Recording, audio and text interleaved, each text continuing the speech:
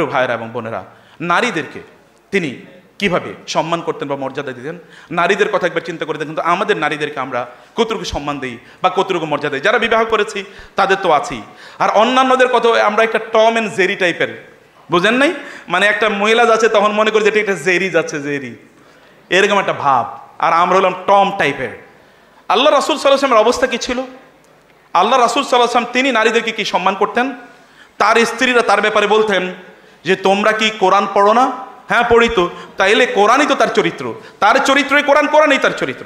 তার বাসায় একজন নারী ছিল, এটাই আমার লাস্ট গল্প আপনাদেরকে বলি। তিনি সামাজিক আচরণ মানুষের সাথে কি করতেন, তার বাসায় একজন নারী ছিল। এই নারীর নাম কি জানেন? উম্মে আইমান বারাকা। তিনি যখন মায়ের পেটে এসেছেন তখন তার বাবা মারা যান। যখন তার জন্ম হয় তখন তাকে দুধ পান করানোর জন্য নিয়ে যান একজন নারী, ওই যে হালিমা সাদিয়া। সেখান থেকে তার বয়স যখন 5 তখন তিনি চলে আসেন। এর আগে তার বাবা যখন, অর্থাৎ আবদুল্লাহ যখন বিয়ে করেন আমিনাকে বিয়ে করার পর আবদুল্লাহ যাবেন হচ্ছে সিরিয়াতে ব্যবসা করার জন্য। আবদুল্লাহ চিন্তা করেন আমার স্ত্রীকে আমি কিভাবে একা রেখে যাই। তিনি বাজারে গেলেন, তখন মানুষ বাজারে বিক্রি হতো, কৃত দাস এবং দাসী। গিয়ে তিনি বাজারে এক কর্নারে দেখলেন একজন লোক কয়েকটা মেয়ে নিয়ে বসে আছে। এর মধ্যে একটা মেয়ের বয়স 7 বা 8, দেখতে কালো নিগ্রো, কিন্তু ওর চেহারা কেমন যেন একটু মায়া মায়া আছে। মেয়েটার চেহারা একটু মায়া মায়া আছে। আবদুল্লাহ চিন্তা করে মেয়েটাকে দেখতে তো খুবই মায়াবী মনে হয়। মেয়েটাকে তিনি কিনে নিয়ে আসলেন। এনে তার স্ত্রী আমেনাকে বললেন, আমেনা তুমি তো একা থাকবে, আমি তোমার জন্য একজন সঙ্গিনী নিয়ে আসলাম, এই মেয়েটাকে একটু টেক কেয়ার করো। আমেনা বলছেন মেয়েটা আসার পর থেকে আমার মনে হলো যেন আমার ঘরে একটু বরকত বেড়ে যাচ্ছে। আমি এই কারণে ওর নাম রেখে দিলাম বারাকা। ওর নাম রেখে দিলাম কি? বারাকা। বারাকা নাম রেখে দিলাম। মুহাম্মাদের বয়স যখন, সাল্লাল্লাহু আলাইহি ওয়াসাল্লাম বয়স যখন 5 তখন তিনি ফিরে আসলেন মক্কায়। এরপর আমেনা চিন্তা করলেন, তারপরে আবদুল্লাহ চলে গেলেন সিরিয়াতে। সিরিয়া থেকে আসার সময় আবদুল্লাহ মারা গেলেন। মদিনার উপকণ্ঠে কোনো একটা জায়গায় তাকে দাফন করা হলো, কবরস্থ করা হলো। আমেনা তার ছেলে ফিরে আসার পর তিনি চিন্তা করলেন ছেলেকে নিয়ে একটু বাপের কবর এবং তার নানার বাড়িগুলোতে একটু বেড়াতে যাই। বাবার কবর অর্থাৎ তার স্বামীর কবর দেখে যখন আসবেন, সামনে এসে কিছুক্ষণ দূরে এসে পরে এসে আমিনা মারা যান। এখন কাজের মেয়েটা ওই যে বারাকা, ওই মেয়েটা কেবল সাথে আছে। মারা যাওয়ার সময় এই আমেনা বারাকাকে বললেন যে বারাকা, এই যে আমার ছেলেটা আছে না, এই ছেলেটাকে তোমার কাছে রেখে গেলাম, তুমি ওকে একটু দেখে শুনে রেখো। বারাকা এই যে ছেলেটার দায়িত্ব নিলেন। এরপরে তিনি চলে আসলেন তার চাচার কাছে, দাদার কাছে কিছুদিন, চাচার কাছে কিছুদিন, কিন্তু এভাবেই তিনি বড় হচ্ছেন। এর মধ্যে তার বয়স 25। তিনি বিয়ে করলেন খাদিজাকে। খাদিজাকে বিয়ে করার পর তিনি এবার, এর আগেও তিনি এবং তার মানে দাদা এবং তার চাচা এই উম্মে আইমান মানে এই বারাকাকে বলছেন তুমি বিয়ে করে ফেলো, এখন তো মোহাম্মদ বড় হয়ে গেছে, এখন তো তিনি ইয়াং ম্যান, তুমি এখন আর তার তদারকি বা টেক কেয়ার করার প্রয়োজন নেই, এখন দেখতে হবে না, আমরাই দেখছি, তুমি বিয়ে করে ফেলো। তিনি বলেন না, আমি আমিনাকে এই প্রতিশ্রুতি দিয়েছি যে আমি তার সাথেই থাকবো, আমি যেতে পারবো না। তিনি বিয়ে করলেন না। এরপর যখন মুহাম্মদ সাল্লাল্লাহু আলাইহি ওয়াসাল্লাম তিনি খাদিজাকে বিয়ে করলেন, তার বয়স 25, তখন তিনি মানে বারাকাকে ডেকে বললেন, বারাকা মা উম্মি, তিনি তাকে বলতেন উম্মি। উম্মি, আমি তখন বিয়ে করেছি, আমার সংসার হয়ে গেছে, আমার স্ত্রী আছে, আমার কোনো টেনশন নাই, আপনাকে এবার একটা বিয়ে দেই। তিনি খুবই অগত্যা, না আমি বিয়ে করতে চাই না, আপনাকে বিয়ে করতে হবে। তিনি তখন বিয়ে দিলেন একজনের কাছে, এবং যার কাছে তিনি বিয়ে দিলেন তিনি রাসূল সাল্লাল্লাহু আলাইহি ওয়াসাল্লামের একজন সাহাবী। বিয়ে দেওয়ার পরে তাদের একটা ঘরে একটা সন্তান হলো। সন্তানের নাম রাসূল রাখলেন আইমান। এখন থেকে তার নাম হয়ে গেল উম্মে আইমান। তার নাম হয়ে গেল কি? উম্মে আইমান। বারাকা উম্মে আইমান বারাকা তার নাম হয়ে গেল। এই উম্মে আইমান তিনি তার স্ত্রী, তিনি তার স্বামী এবং সন্তানকে নিয়ে দূরে থাকেন। তার স্বামী মারা যায় এবং তার সন্তান কিন্তু রয়ে যায়। এর মধ্যে রাসূলুল্লাহ সাল্লাল্লাহু আলাইহি ওয়াসাল্লাম তিনি আল্লাহর নবী হন এবং তিনি দাওয়াতি কাজ করেন। তিনি মদিনায় তিনি হিজরত করে চলে যাবেন। এর প্রেক্ষাপট মক্কায় তৈরি হয়। কোনো এক সময় তিনি তার সাহাবীদেরকে লক্ষ্য করে বললেন, তোমাদেরকে একজন নারীর কথা বলি। এই নারী একজন জান্নাতি নারী। এই নারী তিনি বিধবা, আবার তিনি বৃদ্ধা, দেখতে খুবই সুন্দরী না, কিন্তু তিনি একজন জান্নাতি নারী। এরকম একজন নারীকে তোমাদের কাছে বিয়ে দিতে চাই, কে বিয়ে করবে? কেউ কথা বলছে না। ওই যে তার পালক পুত্র যায়েদ ইবনে হারেসা, যায়েদ ইবনে হারেসা বলেন, ইয়া রাসূলুল্লাহ, আমি তাকে বিয়ে করব। রাসূলুল্লাহ তাকে বিয়ে দিলেন। বিয়ে দেওয়ার পরে তাকে ডাকলেন, যায়েদ তুমি জানো তোমার কাছে কাকে আমি বিয়ে দিয়েছি? যায়েদ নিশ্চুপ হয়ে আছেন, চুপ হয়ে আছেন। বলে, যায়েদ আমি তোমার কাছে যাকে বিয়ে দিয়েছি তিনি আমার মা। হিয়া উম্মি বাদা উম্মি, she is my mother after the death of my mother. Zayed তোমার কাছে যাকে বিয়ে দিয়েছি তিনি কিন্তু আমার মা, মনে রেখো, তুমি তার কোনো অন্যথা করো না জায়েদ, তোমার কাছে আমি তাকে আমানত হিসেবে রাখলাম। জায়েদ আপ্লুত হয়ে গেলেন, রাসূল তাকে জড়িয়ে ধরলেন, জড়িয়ে ধরে তার কাছে তিনি তাকে দিয়ে দিলেন। এবং এই জায়েদা তার মৃত্যু পর্যন্ত উম্মে আইমানকে তিনি প্রচণ্ড কেয়ার করে রাখতেন। রাসূল সাল্লাল্লাহু আলাইহি ওয়াসাল্লাম যখন মদিনায় যান, উম্মে আইমান তারপর হিজরত করে যান। এরপর উম্মে আইমান যাইতে বৃদ্ধা নারী, তার যেতে একটু কষ্ট হয়েছে। রাসূল সাল্লাল্লাহু আলাইহি ওয়াসাল্লাম তার গায়ের চাদরটি উম্মে আইমানের জন্য রাস্তায় বিছিয়ে দিলেন। আর তিনি পথিমধ্যে তাকে এগিয়ে নিয়ে যাচ্ছিলেন, বিছিয়ে দিচ্ছেন এবং তাকে খাবার দেখিয়ে দিয়ে বলছিলেন, মা আপনি তো জান্নাতে থাকবেন, জান্নাতে আপনার আর কোনো কষ্ট হবে না। এই দুনিয়াতে আপনার কষ্ট হয়েছে, মক্কা থেকে এতটুকু আসতে আপনার কষ্ট হয়েছে, কিন্তু জান্নাতে আপনার কোনো কষ্ট হবে না। রাসূল সাল্লাল্লাহু আলাইহি ওয়াসাল্লাম তাকে বারবারই মদিনার উপকণ্ঠে তাকে দেখতে যেতেন।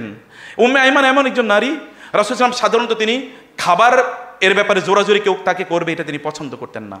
তিনি কোনো জিনিস খেলে পছন্দ হলে খেতেন, আদরে তিনি চুপ থাকতেন, খাবারে কোনো দোষও তিনি ধরতেন না। কিন্তু উম্মে আইমান একজন নারী, কখনো কখনো রাসূল সাল্লাল্লাহু আলাইহি ওয়াসাল্লাম তার স্ত্রীদের ঘরে ঢুকতেন খাবারের জন্য, খাবার আছে কিনা, না খাবার নাই, তাহলে আমি রোজা রাখছি।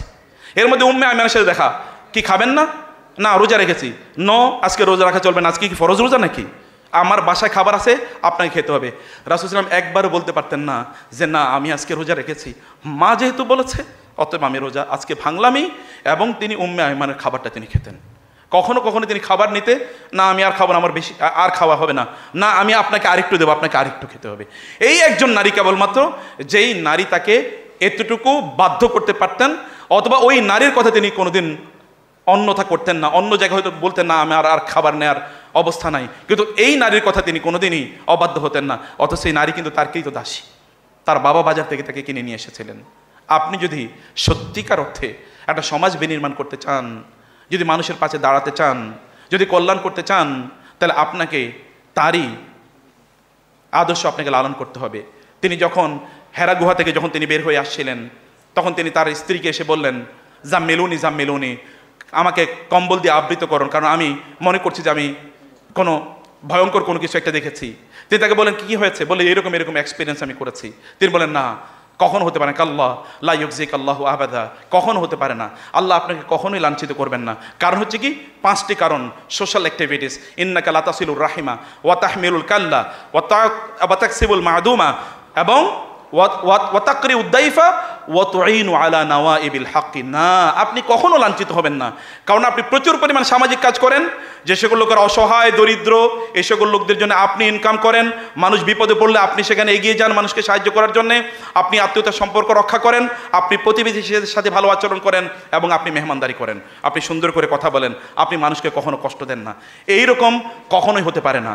সম্মানিত ভাইয়েরা এবং বোনেরা, রাসূলুল্লাহ সাল্লাল্লাহু আলাইহি ওয়াসাল্লামের লাস্ট গল্পটা বলার লোভ সামলাতে পারছি না। আল ইরাশি নামক একটা গল্প আছে, এটা বিখ্যাত গল্প। এটা আবু জাহেলের সাথে গল্পটির ঘটনা। আবু জাহেল, এক ইরাশ নামক একটা অঞ্চল আছে আরবে, মক্কায়। ইরাশ ওই কবিলা থেকে এক লোক আসলো অনেকগুলো সুন্দর সুন্দর উট নিয়ে মক্কা বিক্রি করার জন্য। আপনি দেখেন সমাজে আপনার যে বৈষম্য বিরোধী কাজ করেছেন, আমি কেবল সেই কথাটা আপনাদেরকে বলছি। আল্লাহ রাসূল কিভাবে বৈষম্য বিরোধী কাজ করলেন। রাসূলুল্লাহ সাল্লাল্লাহু আলাইহি ওয়াসাল্লাম তিনি তখন নবী। এর মধ্যে ওই ব্যক্তি ইরাশ, গল্পটা মনে রাখবেন, এটা বিখ্যাত গল্প। ইরাশ নামক, তাকে বলা হয় ইরাশি, কিসসাতুল ইরাশি নামে এটা বিখ্যাত। ইরাশ আসলেন, ইরাশ অঞ্চলের ওই লোক আসলেন। আসার পরে ওই লোক তিনি তার উটগুলো বাজারে বিক্রি করবে। এর মধ্যে আবু লাহাব দেখেছে লোকগুলো, আবু জাহাল দেখলো এবং আবু জাহাল বলল, এত সুন্দর উট, বলে হ্যাঁ বিক্রি করবা, হ্যাঁ বিক্রি করবা, কত, বলে এত, বলে তুমি কি আমাকে চেনো, না আপনাকে চিনি না। এই লোকজনকে জিজ্ঞেস করো আমি কে, আমি হচ্ছে মক্কার নেতা, অতএব আমি তোমার উটগুলো নিয়ে গেলাম, আজ আমি তো টাকা নিয়ে আসি নাই বাজারে, কালকে তোমাকে দেবো। এখন পরের দিন সকালে এই লোক তো খুবই ভালো খুশি, কারণ এত দামে ভালো দামে বিক্রি করতে পেরেছে এবং মক্কার লিডারের কাছে উট বিক্রি করেছে, টাকার তো ওর কোনো চ্যালেঞ্জ নাই। তিনি এবার ওইখানে সময় টময় কাটাচ্ছেন, বাইতুল্লাহ যাচ্ছেন, ইবাদত করছেন। পরের দিন সকালে গেলেন, আবু জাহেলের দরজায় গিয়ে টোকা দিলেন, কে, আমি অমুক। তুমি কি, আমি তো তোমাকে চিনি না।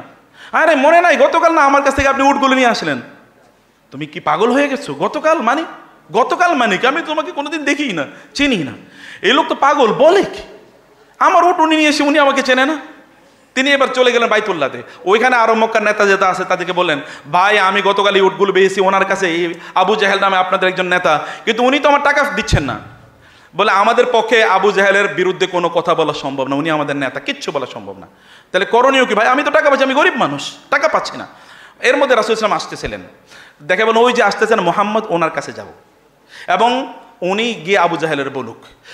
ওদের চিন্তা ছিল মুহাম্মদ সাল্লাল্লাহু আলাইহি ওয়াসাল্লাম যদি আবু জাহেলের কাছে যায় তাহলে আবু জাহেল ওনাকে মারবেন, অত্যাচার করবেন, জুলুম করবেন, এতে ওদের একটা কি জিঘাংসা, প্রতিহিংসা, এটা মানে সার্থক হবে। তার রাসূলকে ওই ব্যক্তি বুঝলেন যে আচ্ছা ঠিক আছে তার কাছে যায়, তিনি তো আর জানেন না। তিনি গিয়ে বললেন, ইয়া মুহাম্মদ, আবু জাহেলের কাছে আমি আমার উট বিক্রি করেছি, তিনি তো টাকা দিচ্ছেন না, আপনি একটু সুপারিশ করুন, বলে আসেন। এবার তিনি তাকে হাত ধরে নিয়ে যাচ্ছেন আবু জাহেলের কাছে। ভালো করে খেয়াল করুন, তিনি আবু জাহেলের কাছে নিয়ে গেলেন, দরজা টোকা দিলেন, কে? মুহাম্মদ। মুহাম্মদ আনতা, আপনি কেন আপনি এসছেন? এই যে এই লোকটাকে নিয়ে এসছি। ও কেন? ওর ওট না আপনি গতকাল কিনেছেন, ও টাকাটা দেওয়ার জন্য আমি আপনাকে বলতে এসেছি, ও টাকাটা দিয়ে দেন। আবু জাহেল এর মধ্যে টাকা, তার চোখগুলো বড় হয়ে গেছে। এবার আচ্ছা দাঁড়ান দাঁড়ান দাঁড়ান, ঠিক আছে আমি টাকা নিয়ে আসতেছি। ঘরের মধ্যে গিয়েছে, এনে ওই লোকটাকে টাকা দিয়ে দিয়েছে। এর মধ্যে পেছনে যারা আছে তারা বলল, কি ব্যাপার, আবু জাহেল আজকে এরকম কাজ করলো, ঘটনা কি? এটা তো হওয়ার কথা না, আবু জাহেল তো এরকম করার কথা না। যখন রাসূল সাল্লাল্লাহু আলাইহি ওয়াসাল্লাম ওই লোকটাকে নিয়ে গেলেন, তিনি চলে গেলেন, তিনি খুবই খুশি। এর মধ্যে আবু জাহেল বললেন, তোমরা তো বুঝো নাই, মোহাম্মদ যখন এসছে তখন তার পেছন দিক দিয়ে কি বিশাল দেহি কিছু একটা যেন আমি দেখতে পেয়েছি। আমার মনে হচ্ছিল সে আমার দিকে যেভাবে তাকিয়ে আছে, আমি যদি টাকা ফেরত না দেই তাহলে ও আমাকে হত্যা করে ফেলবে। আসলে জিবরিল এসেছিলেন রাসূল সাল্লাল্লাহু পাশে দিয়ে, সাথী দিয়ে এরকম এসেছিলেন। আপনি একবার চিন্তা করে দেখেন তো, আপনার শত্রুর কাছে আরেকজনের টাকা পাওয়ানোর জন্য আপনি কি যাবেন কোনোদিন? ও তো চেহারাই আপনি দেখতে চান, ভাই ওর সাথে আমার শত্রুতা, ওর চেহারা দেখে আমি হারাম ঘোষণা করছি। কেউ তিনি যান, because he is the most social human being on earth. Allah তাকে সোশ্যাল রিফরমেশনের জন্য পাঠিয়েছেন। কুমিল্লা মেডিকেল কলেজের এটা একটা যুগান্তকারী আয়োজন। আমি স্যারকে ধন্যবাদ জানাচ্ছি এই বিউটিফুল আয়োজনের জন্য, এবং I feel honoured to be invited here. আমি যা রাসূলের জীবন সম্পর্কে যতটুকু আপনাদের সামনে বলতে পেরেছি, এটা হচ্ছে বিশাল মহাসমুদ্রের এক ফোঁটা পানির চেয়েও কম। কাজ হলো তার জীবনী পড়া। আপনারা একটা বই পড়বেন, তিনি কেমন ছিলেন, বাংলায় বইটি অনুবাদ হয়েছে, আরবিতে বইটি হলো কাইফা আমালাহুম, তিনি কেমন আচরণ করতেন মানুষের সাথে, তিনি কেমন ছিলেন। বইটি লিখেছে সালেহ বিন সালেহ আল মুনাজ্জিদ, সালেহ আল মুনাজ্জিদ, সালেহ আল মুনাজ্জিদ, বিখ্যাত লেখক, আরবিয়ান কিন্তু অস্ট্রেলিয়ান সিটিজেন এখন, অসাধারণ লেখক। বইটা অনেক বিশাল ভলিউমের। এখানে তিনি পাবেন, আপনি পাবেন রাসূল সাল্লাল্লাহু আলাইহি ওয়াসাল্লামের সামাজিক আচরণ কেমন ছিল। অবশ্যই বইটা পড়বেন, বইটা অ্যাভেলেবল, অ্যান্ড বেস্ট সেলার বই, এটা পৃথিবীতে বেস্ট সেলার বই। আমি আজকেও আস্তে আস্তে ওই বই কিছু পড়ছিলাম, কিন্তু আলোচনাটার অধিকাংশ বই থেকে নেওয়া হয়নি। আল্লাহ সুবহানাহু ওয়া তাআলা সত্যিকার অর্থে আপনারা যে আয়োজনটা আজকে শুরু করেছেন, এটা যেন অব্যাহত থাকে, যতদিন পর্যন্ত এই প্রতিষ্ঠান থাকবে ততদিন, এবং এটা সাদকায়ে জারিয়া হিসেবে আপনাদের জন্য কাজ করুক, আল্লাহর কাছে সেই তৌফিক কামনা করছি।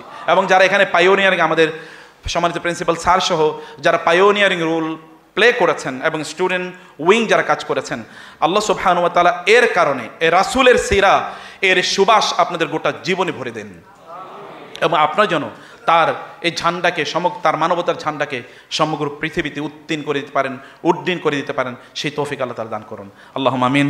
জাযাকুমুল্লাহু খায়র। হাযা ওয়া সাল্লাল্লাহু সুবহানাহু ওয়া তাআলা নবিয়ানা মুহাম্মদ ওয়া আলিহি ওয়া সাহবিহি আজমাইন।